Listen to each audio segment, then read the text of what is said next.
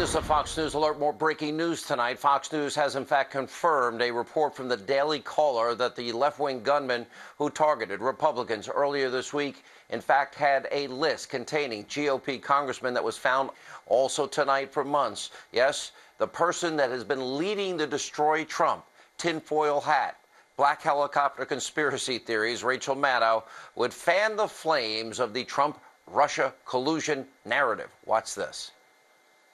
Just last week, Reuters reported on 18 new, previously undisclosed contacts between the Trump campaign and Russian government officials. U.S. investigators, including the FBI, are looking into a Russian citizen in conjunction with one of the incidents on the Trump campaign last year. Maybe he's not as charitable as he says, or maybe he's not really under audit. Like, all of those little things might be true. Okay, that'd be interesting to know. I don't know that that would change the world that much. But what would change the world is if, you know, Russia was interfering in the election, and they weren't doing it on their own, and he was in on it, you know? The FBI director being fired by the president to try to change or stop an FBI investigation into the president's campaign and his top staffers, that is a big freaking deal.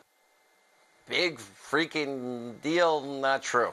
And in a new interview with Rolling Stone magazine, Maddow seems to be backtracking. When asked if she thinks it's, quote, possible the Trump campaign had no knowledge of Russian hacking, she replied, quote, oh, I absolutely believe it's possible. I mean, Russia clearly did this attack, and there's lots of circumstantial evidence that points at lots of unexplained and surreptitious contact between Trump people and Russian people at the time that was happening, but circumstantial evidence is circumstantial evidence.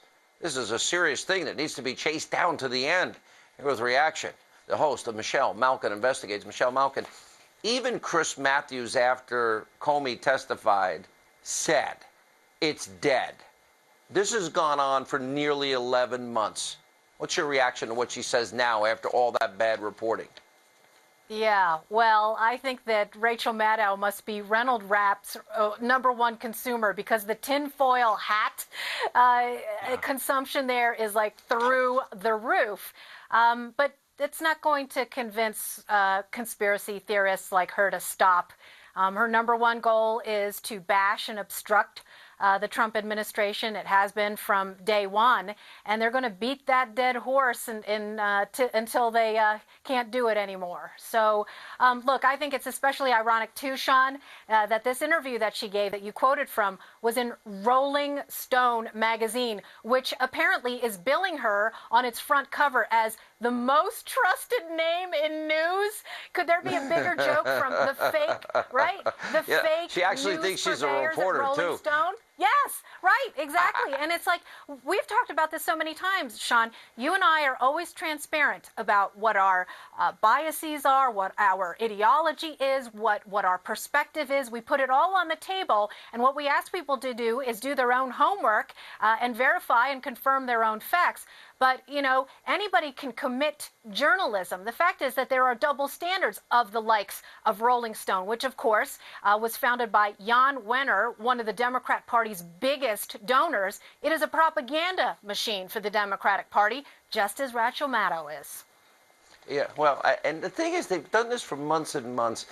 And what I'm having a hard time coming to grips with here, we have pointed out every Democrat, Mark Warner and Joe Manchin and Dianne Feinstein and then Clapper and Comey and Brennan and Rogers and everybody.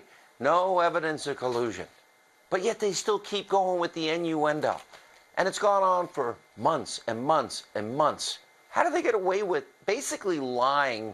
That's what it is to their audience, and creating, you know, this breathless hysteria that, you know, oh, maybe impeachment's around the corner. We got him tonight. And then we got him the next night, and then we got him the next night. Never a retraction, never honesty. Yeah, and you would think that maybe what she told Rolling Stone is something that she should use as a preface in front of every show. But no, I mean, it is an illusion factory. It is an echo chamber. And, you know, Donald Trump doesn't have to just deal with the pre-existing Beltway swamp. that exists. He has to deal with these festering fever swamps that feed this conspiracy machine. And people are sick and tired of it, Sean. There's so much real news that's going on. And the insult and the slap in the face of Rolling Stone, which, by the way, just this week had to settle a $1.6 million lawsuit by those poor guys at the fraternity at University of Virginia over what? Fake news allegations. This is their coin. Well, of course, they pay all the money, and now they pick their favorite leftist, left-wing, tinfoil hat conspiracy, black helicopter conspiracy pushing host to say the most trusted name in news. But we are fair and balanced here. That's right. That's right. And the people are getting, listen, we're reporting things nobody else does. We're looking at Loretta Lynch, Hillary Clinton, the deep state, things that other people are not. And I know we will, over time, as usual, be proven to be right. Michelle Malkin, thank you so much for being with us. All right, coming up, talking about the deep state. Well, guess what? It's out to get the Trump administration. How bad is it? How dangerous is it?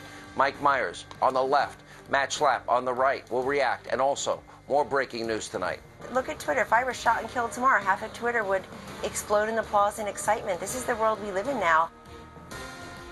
Kellyanne Conway earlier today talking about just how vicious and vile the left in this country has become. Patrick J. Buchanan joins us with a history lesson on the left and their anger in a column out detailing this leftist hatred. That and more as Hannity continues this busy Friday night.